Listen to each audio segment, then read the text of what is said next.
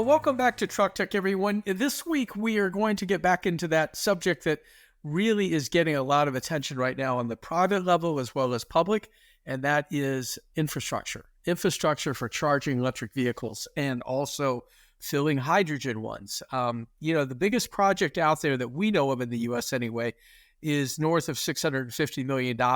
It's called Greenlane.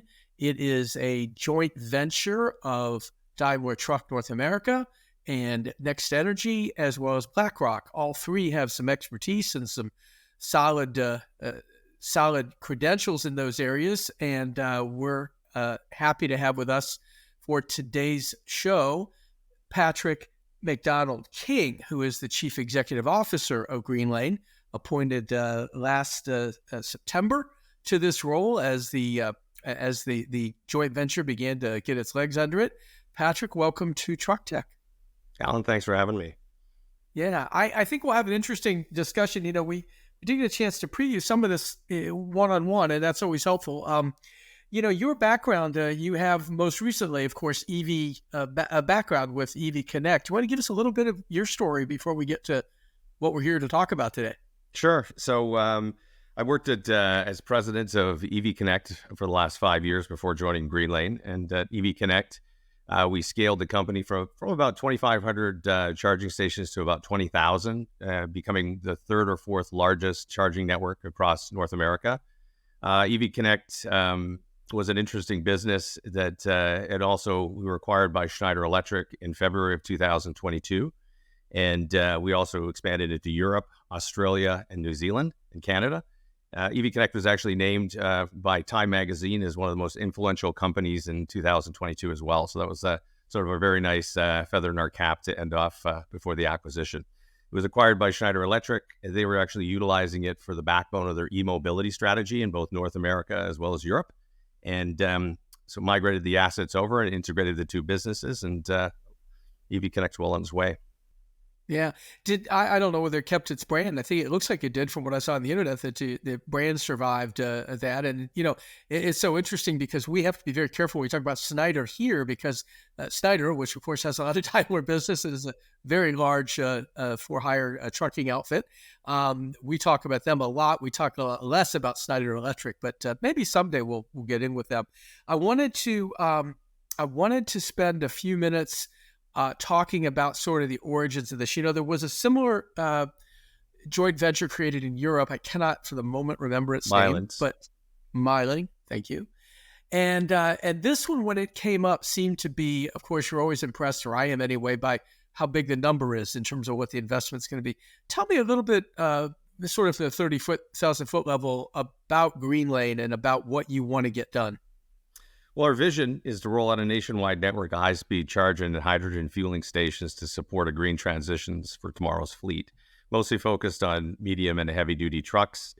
We are going to be doing some light-duty and passenger, but what we're really focused on is sort of rolling out a combination of greenfield sites where we actually acquire real estate and develop it, as well as acquire bolt-on locations where we're actually partnering with existing locations like travel centers or truck stop operators, and modernizing their facilities with charging and hydrogen fueling, as well as a smaller version of that, which we're doing with convenience stores as well as dealerships. So that's sort of our strategy of go-to-market. A lot of what we're doing in the locations and the corridors that we choose to light up is really determined by a data-driven strategy. Daimler's obviously got 40+% of the market share. So they have a lot of data for Class 6, Class 8 trucks, a lot of telematics data that gives us a real snapshot of the industry as a whole. So it allows us to go and focus on the right corridors, the right locations, and the right routes to ensure that we're electrifying these for the transition for fleet and freight and logistic companies. So beyond that, we also have a relationship with Uber Freight, where we're actually taking their data and overlaying it as well. So that really gives us a view of the market, probably 60+%, as well as access to sort of the smaller and medium-sized freight and logistics companies. Well, I think what has been public is that, the strategy is West Coast, East Coast, and Texas, sort of a smile pattern. That's what we used to call it in the car business, sort of the smile states. Yeah. Obviously, California has a pretty good sized lead on this, both in terms of incentives as well as really regulations. I guess we call that the carrot and the stick approach that's going to require, obviously truck makers to make the trucks and fleets to buy them. I mean, they made the market, quite honestly. Now, I realize that's been delayed slightly, but at this point, you've got quite a few folks on the public-private side, starting up in doing what you're doing. Maybe not with the kind of announced investment. I mean, there's certainly some big numbers behind some of these companies, whether it's Terawatt or Watt EV comes to mind. Others that are engaged. I think you said though that come on in, everybody. There's plenty of room in here right now. Yeah, well, I think there's sort of a combination of companies out there. A lot of companies are doing depot charging, which is sort of behind the fence. Greenlane is 100% focused on public charging and creating the public infrastructure to allow folks to get from point A to point B.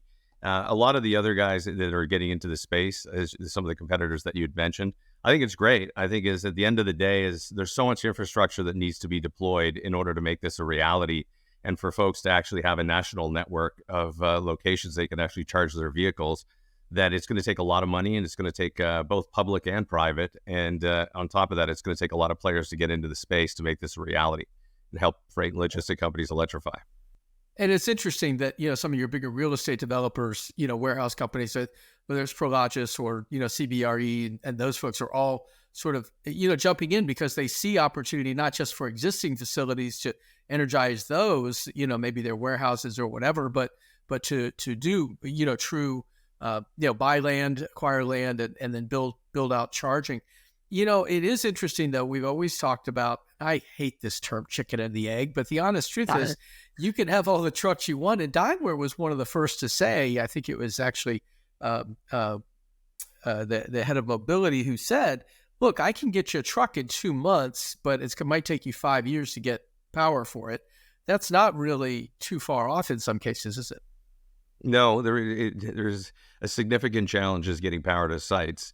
And it is probably one of the biggest challenges that a lot of these companies that are developers that are out trying to do this, because some of the sites we've looked at it could take up to 2-3 years for us to get power to the type of power that we're looking for. I mean, we're obviously looking at a lot of power, and getting into megawatt charging in the next couple of years, it's going to be a big demand. So that's it's pretty important to have the right partnerships and the right utility relationships in order to make sure that you can get it to where it needs to be.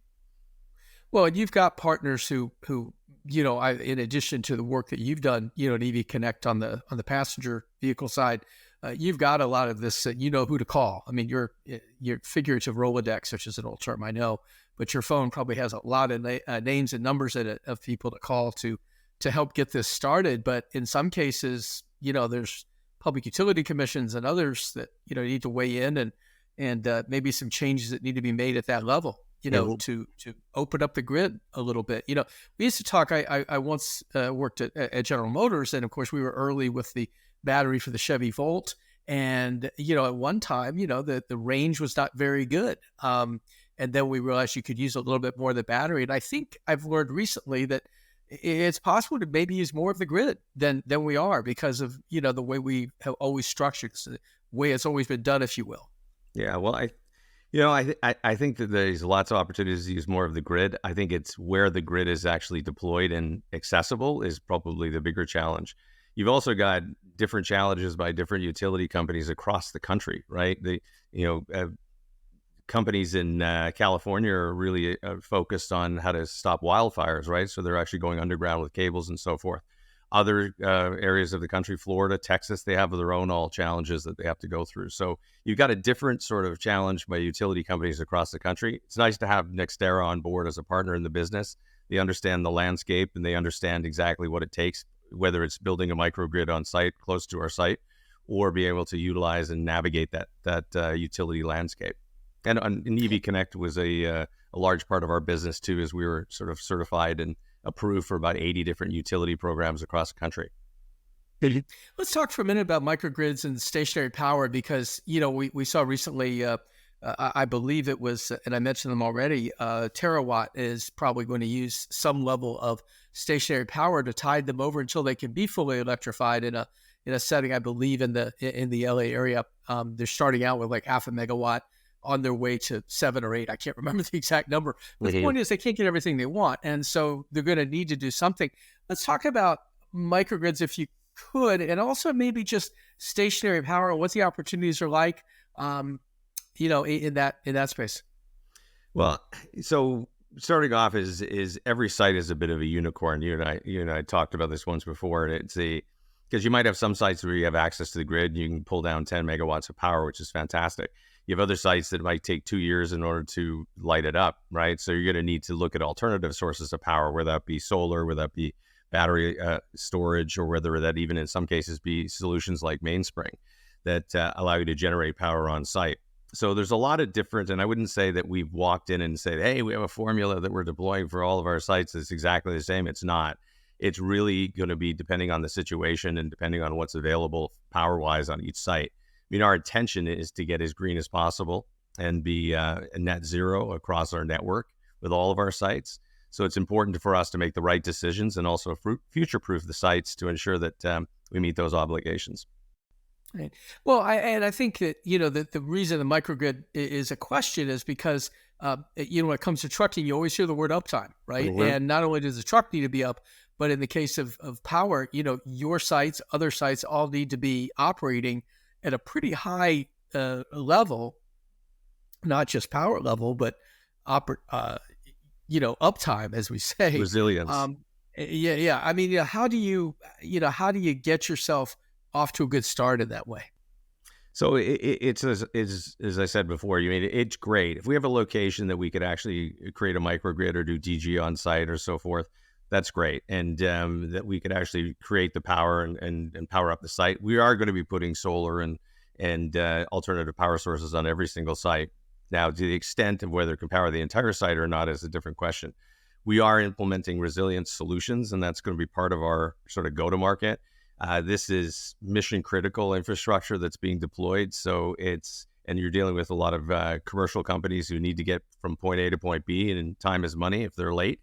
So we want to make sure that the infrastructure is there and available to ensure that we can service these routes and folks that have reservations on our systems and so forth. So it's very important to us that we uphold super high SLAs with most of our customers. Yeah, and I guess I'd ask you to just, I think it was service level agreement. Is that what that means? Yeah, What is service it? level Yeah, agreement. okay. Yeah. And I think, and you mentioned this yourself, is that there's not this great record for electrification on the passenger car side. A lot of downtime, a lot of, sites that, you pull up and, they're not working or something like that. You can't really afford that. No, not at all. Not at all. I mean, so our customers are going to be relying on us to ensure that they can make this electrification transition, right? So we are going to ensure that we're going to be higher than NEVI standards, which is 97% and up, and ensuring that the resilience is in place that we can support it. So it's going to be one of the pillars of our service that we're going to stand behind. And a lot of those is that through my experience at EV Connect, is looking over the last 5 years and understanding sort of, I don't want to say some of the issues that have plagued the industry, so to speak, but it is sort of an ongoing problem. And there's a number of different reasons why. But for us, when we're actually dealing with commercial fleets, and this is business to business means business. You got to be up and running, and you got to provide a service that they can count on and rely on. And that's going to be an important part of our company and our technology, and then what we're deploying out there to service. Yeah, real quick on NEVI, you want to give us that? I know the acronym, but I'd ask you to. It's a state funding. So NEVI. NEVI is from the Inflation Reduction Act, basically the money that was distributed out to a lot of the states and how they're actually distributing it to build out that nationwide network of corridor charging that Biden's been sort of campaigning for the last few years. So that's a lot of that is still work in progress. The other side with NEVI is they have had a large focus on passenger vehicles and light duty fleet. There's a lot of pushing right now to actually look at medium and heavy duty trucks. You're talking about 72% of all U.S. goods are transported in the trucking industry, right? Demand's going up. The industry has lots of challenges that are going with it. It's a growing industry. There's a shortage of drivers.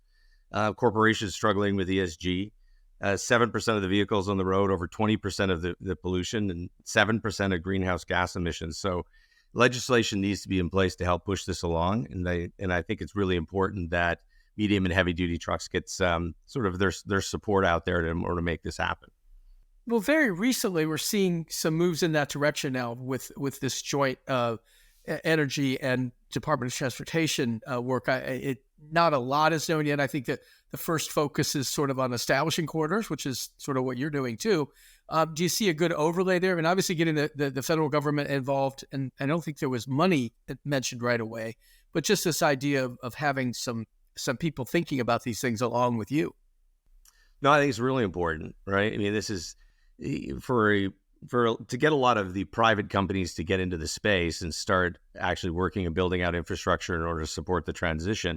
We're going to need some federal and state support, and so it's really a collaboration between private and public that we're actually seeing out in the marketplace.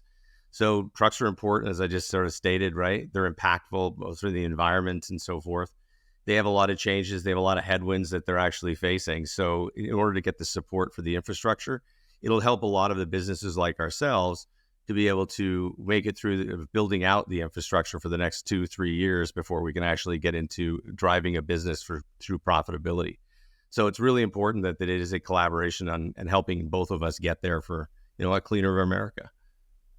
We are in a political season, and I realize it's impossible to know as we talk today just what may happen, but you could see, at least at the federal level, sort of a reversal of some of this.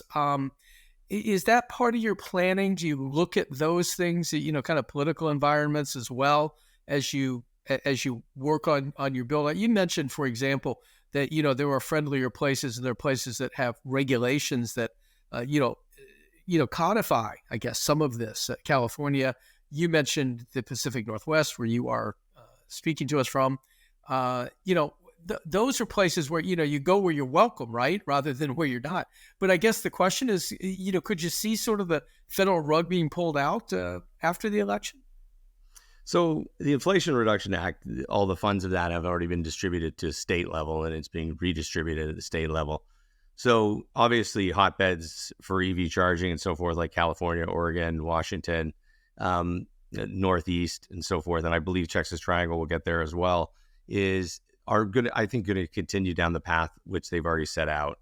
You're also looking at, there's a tipping point in the industry, and I think the tipping point, both from a passenger vehicle side as well as a truck side, is the vehicle manufacturers, once they reach that critical mass, it's going to be less expensive. And I think I saw some stats that in 2027, they believe that it's going to be less expensive to produce an electric vehicle car as opposed to a ICE combustion engine.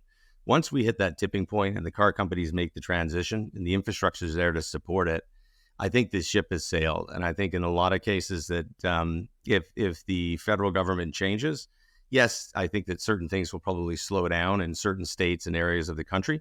But in the ones that already have sort of policies that are friendly for this transition, I think they'll continue to drive this and stick with the commitments that they've made. Now, you've mentioned specifically their passenger vehicles. Obviously, we're focused on the medium heavy duty truck market.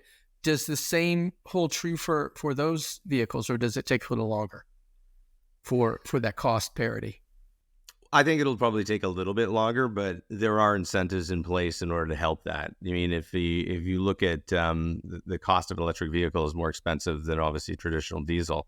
So, but there's a lot of incentives in place to help companies make that transition. There's even incentives in place for medium and small businesses in order to make the transition as well.